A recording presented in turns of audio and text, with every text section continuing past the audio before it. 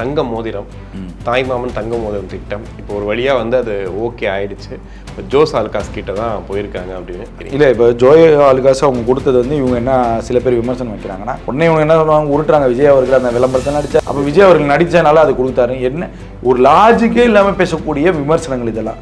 அவனே எடுத்திருக்குது ஒரு பைசாக்கு, அது அந்த ஒரு பைசாக்கு வாங்குறதுக்காக விஜய் கிட்ட ரெக்கமெண்ட் கேட்டிருப்பாங்க. அந்த ஒரு பைசாங்கிறது நமக்கு லாபம்ன்றீங்களா? இல்லைங்க, தமிழ்நாடு அரசை பொறுத்த வரைக்கும் லாபங்க. தமிழ்நாடு அரசுக்கு இருக்கக்கூடிய நிதி சுமையில் எனக்கு என்னுடைய கவர்மெண்ட்டுக்கு இருக்கக்கூடிய கடன் வாங்கி செய்யாமல் இருக்கக்கூடியதில் அட்ஜஸ்ட்மெண்ட் பண்ணுறது தான் இப்போ தாவேகா அரசு செய்யக்கூடிய செயல்பாடுகள். தாவேகா அரசு என்னன்னா, இந்த ஸ்கீமுக்காக கடன் வாங்கக்கூடாது, இருக்கிற வருமானங்களில் எதுலேருந்து இதை ஃபில்டர் பண்ணி நம்ம கொடுக்கலாங்கிறத யோசிக்கிறாங்க. நான் இப்போ இந்த 1 பவுன் கொடுக்க போகிறாங்கல்ல, அதையுமே நான் அப்படி தான் கேள்விப்பட்டேன். கடன் வாங்கிலாம் கொடுக்குற ஐடியாலாம் இல்லை, இருக்கிற ரொட்டீனில் செலவாயிடணும், புதுசாலாம் கடன் வாங்க வேண்டிய அவசியம் இல்லை. இதுக்குள்ளே தான் அவங்க வராங்க. அதனால வந்து இப்போ என்னன்னா, தாவேகா வந்து ஒரு விஷயம் தெளிவாக இருக்கு, கவர்மெண்டோட சேர்ந்து செய்யறதுங்கிறது ஒரு விதமான வரப்பிரசாதம். அது எல்லா கம்பெனிகளுக்கும் கிடைக்காது. லஞ்சம் கொடுக்கணும், ஊழல் ஆகும், முறைகேடு இங்க அப்படி கிடையாதுங்கிற. இப்ப இது ஒரு டெண்டரோட முடிய போறது இல்ல, இந்த ஒரு டெண்டரே பல டெண்டர்களுக்கு முன்னுதாரணமா இருக்கும். விஜய் அரசு இப்படி செய்யும், விஜய் அரசு இப்படி ஸ்ட்ரிக்டா இருப்பாங்கிற ஒரு அச்சத்தை ஏற்படுத்துங்கிறது தான் இந்த டெண்டர் நமக்கு காமிக்குது. அந்த நிறுவனத்திற்கு இது லாஸான்னு கேட்டா லாஸ் ஆகாது, தமிழ்நாடு அரசுக்கு லாஸான்னு கேட்டா லாஸ் ஆகாது. எப்படி லாஜிக்கா இது? என்னன்னா, தாவேகா நல்லது பண்ணிச்சுன்னா சிக்கலிங்க, தாவேகாவே நல்லது பண்ண விட மாட்டாங்க, அதான் பிரச்சனை. தாவேகா நல்லது பண்ணிச்சுன்னா சிக்கல், தாவேகா மக்கள்கிட்ட வந்து நல்லா போய் ரீச் ஆயிடுச்சுன்னா சிக்கல், ஏதாவது ஒரு விமர்சனம் வைக்கணும், ஏதாவது ஒரு குறைகள் சொல்லணுங்கிறதா கொண்டு வந்துட்டு இருக்காங்க. இதெல்லாம் ஒண்ணு கிடையாது, இதெல்லாம் ஒரு சிம்பிள்.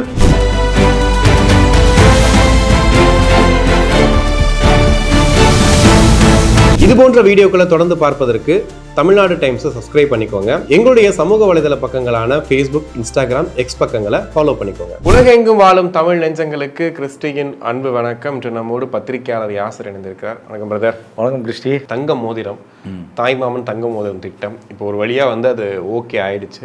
இப்போ ஜோஸ் ஆலுகாஸ் கிட்ட தான் போயிருக்காங்க அப்படின்னு. அதுக்கு பின்னாடி ஏகப்பட்ட கதைகள் சொல்கிறாங்க. ஏன் ஒரு ஜிஆர்டி கிட்ட போகல, ஏன் ஜோஸ் ஆலுகாஸ்கிட்ட போனார் அப்படின்னு. அவங்க வந்து 0.1 பைசா அதுதான் வந்து கொடுத்துருக்காங்க இப்போ வரைக்கும் கோட்டிங். எப்படி நடக்கணும்னு நினைக்கிறீங்க? இல்லை, இப்போ ஜோய் ஆலுகாஸ் அவங்க கொடுத்தது வந்து இவங்க என்ன சில பேர் விமர்சனம் வைக்கிறாங்கன்னா, முதல் நாளே அவங்க வந்து அந்த டெண்டர் ஓப்பன் டெண்டர் தான் போட்டிருக்காங்க. வெப்சைட்லேயே நம்ம பார்த்துக்கலாம், பொதுமக்களுக்கு நம்மளே பார்க்கலாம். ஏன்னா அதான் தாவேகா அரசு சொல்லிடுச்சு, டிரான்ஸ்பரண்ட் கவர்மெண்ட் தான் நம்ம ஓப்பன் டெண்டர்னு சொல்லிட்டாங்க. உடனே இவங்க என்ன பண்ணுவாங்க, உருட்டுறாங்க விஜய் அவர்கள் அந்த விளம்பரத்தில் நடிச்சாரு, விஜய் அதனால தான் வந்து அதெல்லாம் ஒன்றுமே கிடையாது. இங்கே குறிப்பாக வந்து லூலு சூப்பர் மார்க்கெட்டோட ஓனர் இருக்கார்ல, அவர் பெரிய பெரிய தொழிலதிபர், கேரளாவில் தனியாக ஃப்ளைட்டு எல்லாமே வச்சுருக்காரு.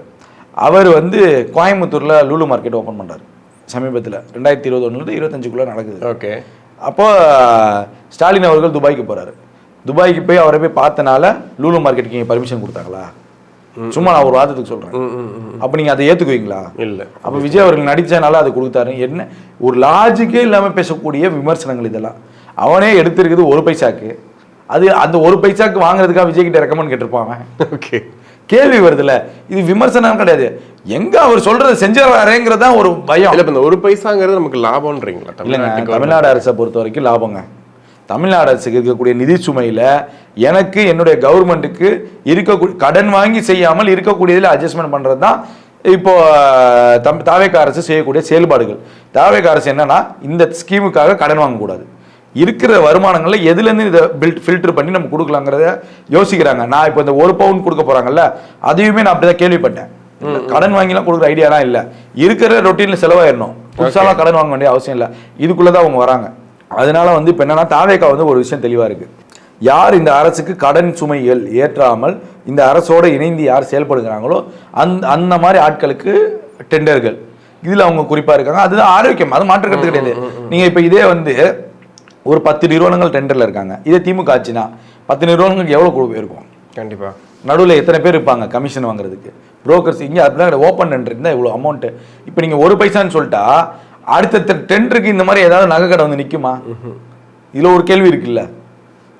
அப்போ இப்போ இன்னொன்று யோசிப்பாங்க, அடுத்தடுத்து நிறைய டெண்டர் வரப்போகுது. அப்போ மற்ற நிறுவனங்கள்லாம் என்ன யோசிக்கும், தமிழ்நாட்டுக்கு போனால் லாபம்லாம் கிடையாது, இருக்கிற காசில் சேவை செய்யணும் அப்படின்னு, விஜய் கூட சேர்ந்து நம்ம சேவை செய்யணும் அப்படிங்கிறப்ப அங்கே லாபம் இருக்காது. ஏன் அந்த லாபம் குறைக்கிறாங்க அப்படின்னா, இங்கே முறைகேடுகள் இல்லை, பார்ட்டி ஃபண்ட் இல்லை.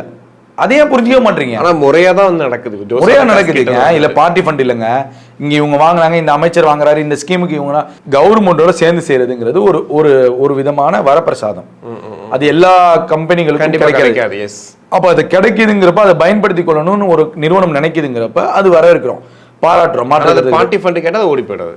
இப்போ இதே நீங்க மற்ற ஆட்சி காலங்கள்ல நீங்க இதே மாதிரி சேவைக்கு வந்தாலும் பார்ட்டி ஃபண்ட் கொடுக்கணும், லஞ்சம் கொடுக்கணும், ஊழல் ஆகும், முறை கிடைக்காது. இங்க அப்படி கிடையாதுங்கிற. இப்ப இது ஒரு டெண்டரோட முடிய போறது இல்ல, இந்த ஒரு டெண்டரே பல டெண்டர்களுக்கு முன்னுதாரணமா இருக்கும். விஜய் அரசு இப்படி செய்யும், விஜய் அரசு இப்படி ஸ்ட்ரிக்டா இருப்பாங்கிற ஒரு அச்சத்தை ஏற்படுத்துங்கிறது தான் இந்த டெண்டர் நமக்கு காமிக்குது. ரெண்டு விஷயமும் இருக்காது. ஆமா, ரெண்டு விஷயம் இருக்கு. இன்னொன்னு ஜெய ஆலுகாஸ் மேல வைக்கக்கூடிய குறைகள் நான் சொல்லிடுறேன். அந்த நிறுவனம் தொடங்குவதற்கு முன்பே தொடங்கி அந்த ஸ்டார்டிங் பிரிட்ஜில் 2002 கேரளால மாங்கல்யம் மேலான ஒரு ஸ்கீமை கொண்டு வந்து ஒரு மாநாடு மாதிரி நடத்துறாங்க. அப்பதான் வந்து சேமிப்பு திட்டத்தை அறிமுகப்படுத்துறாங்க. அந்த நிறுவனம் ஏன் கொண்டு வராங்க அப்படின்னா எல்லா மக்கள்கிட்டையும் தங்கம் போய் சேரணும், எல்லா மக்களும் தங்கத்தை வாங்கக்கூடியவர்களா மாறணும்னு கொண்டு வந்தது அந்த நிறுவனம். இந்த சீட்டு போடுறீங்களா நீங்க 2000 சீட்டு, அதை கொண்டு வந்தது 2002 அவங்க தான். புற்றுநோய்களுக்காக சிறப்பு முகாம்கள் வச்சிருக்காங்க, சிறப்பு சிகிச்சைகள் வச்சிருக்காங்க, ஏழை எளிய மக்கள் மாணவர்கள் படிப்பதற்கு உதவி செய்யறாங்க. வயநாடுல நிலச்சரிவில் பல குடும்பங்களுக்கு வீடு கட்டி கொடுத்துருக்காங்க.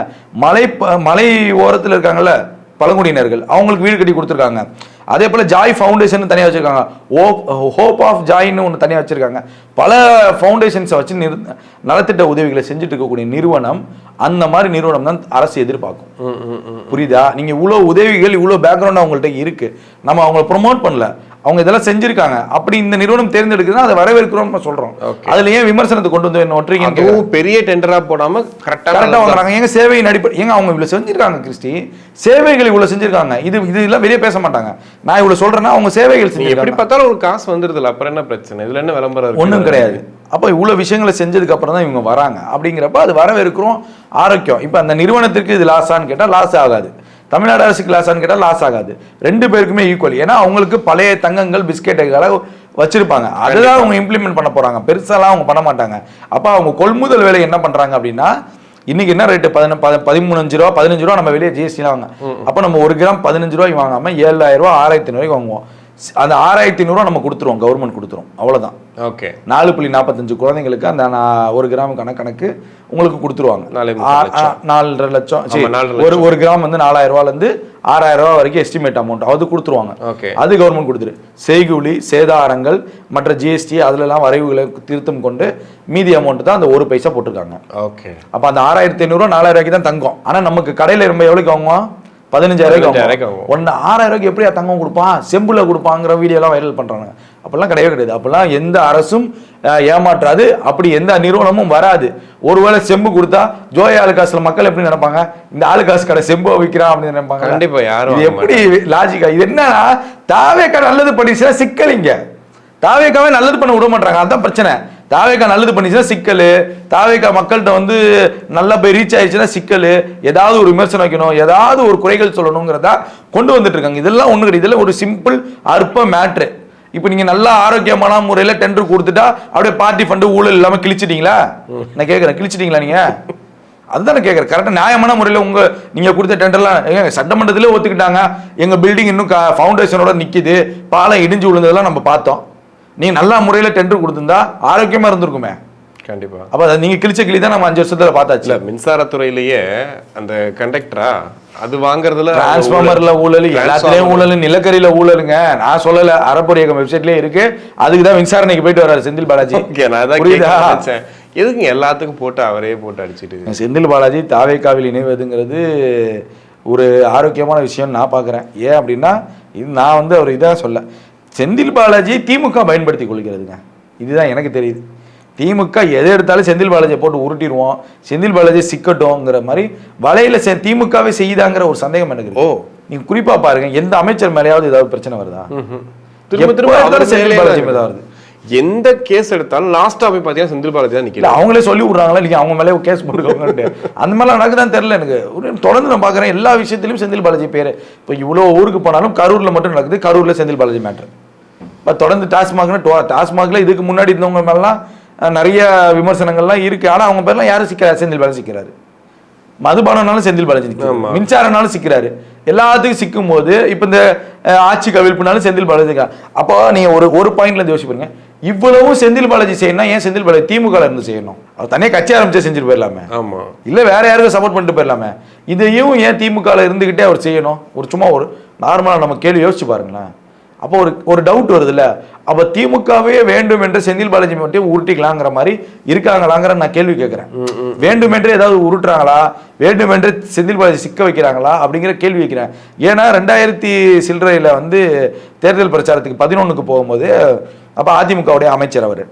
அப்ப இதே கரூர் மாவட்டத்தில் குளித்தலையில மேடை போட்டு ஸ்டாலின் பேசுவார், அந்த சிவப்பு கலர் சட்டை போட்டுருப்பாரு பண்ணிட்டு அந்த வீடியோ எல்லாம் இருக்கும். ஸோ அந்த பர்சனல் காரங்களால அன்றிலிருந்து இன்று வரைக்கும் பழிவாங்க படிக்கிறாரா செந்திலுங்கிற ஒரு கேள்வி எனக்கு வருது.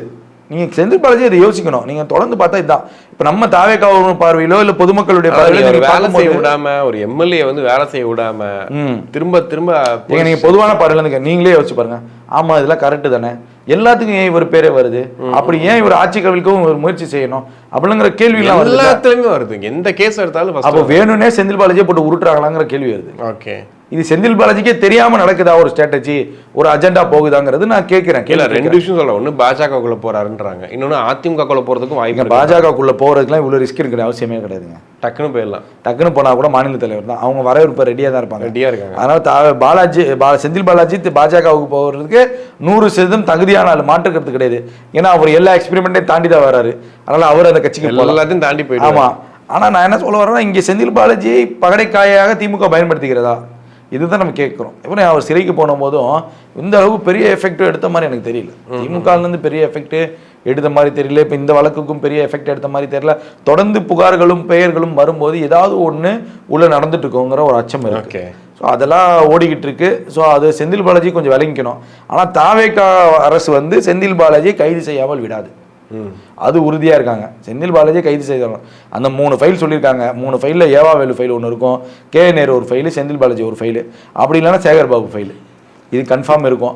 ஆனால் நான் என்ன சொல்லணும்னா, வச்சிட்டுலாம் பூஜை போடக்கூடாது, நம்ம சாம்பிராணி போக போட்டுட்டு இருக்கக்கூடாது, உடனே ஆக்ஷன் எடுக்கணும். இன்னும் நீங்கள் மக்களுக்கு என்ன சொல்லிட்டு வந்தீங்கிறது ஒரு விஷயம் இருக்குது. அப்போ நீங்கள் உடனே ஆக்ஷன் எடுத்தாதான் நீங்கள் இந்த சட்டமன்றம் முறியதுக்குள்ளே ஒரு ஆளாவது நீங்கள் கைது பண்ணி ஆகும். கண்டிப்பாக, இல்லைன்னா சிக்கல், அவைக்காவுக்கும் சிக்கல். அது நீங்கள் ஃபைல் வச்சுக்கிட்டே இருந்தீங்கன்னா அந்த ஆபத்து. பூஜை போட கூட வச்சுருந்தீங்க வேஸ்ட்டு. இப்போ உதயநிதி கேட்குறாருல கேள்வி, ஓப்பன் இருந்தால் ஆதாரம் தான் சொல்லுங்க, சொல்ல வேண்டியது. ஆதாரம் வச்சுட்டு என்ன பண்ணுவீங்க? ரமேஷ்லாம் இப்போ பேசுகிறாரு, ஆதாரம் இருக்குது, ஆதாரம் இருக்கா, ப்ரெஸ்ஸை கூப்பிடுங்க, இன்னாங்க வழக்கு போட போகிறோம், கைது பண்ண போகிறோம், போட்டுருங்க. என்ன பண்ண போறீங்க? அது எலெக்ஷன் வரைக்கும் வச்சிருக்கின்ற அவசியம் இல்லை. ஒரு 3 பேராவது நீங்க, ஒரு ஆளாவது நீங்க நடவடிக்கை எடுத்தாதான் தாவேக்கால இருக்கக்கூடிய நிர்வாகிகளுக்கும் ஒரு அச்சம் இருக்கும். கண்டிப்பா. அதே போல திமுக இருக்கக்கூடிய இன்னும் பல பேர் அமைதியா இருப்பாங்க, உங்ககிட்ட சட்டமன்றத்தில் வாழாட்ட மாட்டாங்க. ஸோ இந்த மாதிரிலாம் இருக்கு. இது எப்படி ஆக்ஷன் எடுப்பீங்கிற ஒரு கேள்வி இருக்குல்ல. ஸோ அதெல்லாம் பண்ணக்கூடாது. ஃபைல் இருக்கு, இதெல்லாம் சொல்லக்கூடாது, டக்குன்னு எடுத்துடணுங்கிற. கண்டிப்பா நிறைய விஷயங்கள் பேசுவோம். நன்றி. நன்றி கிறிஸ்டி.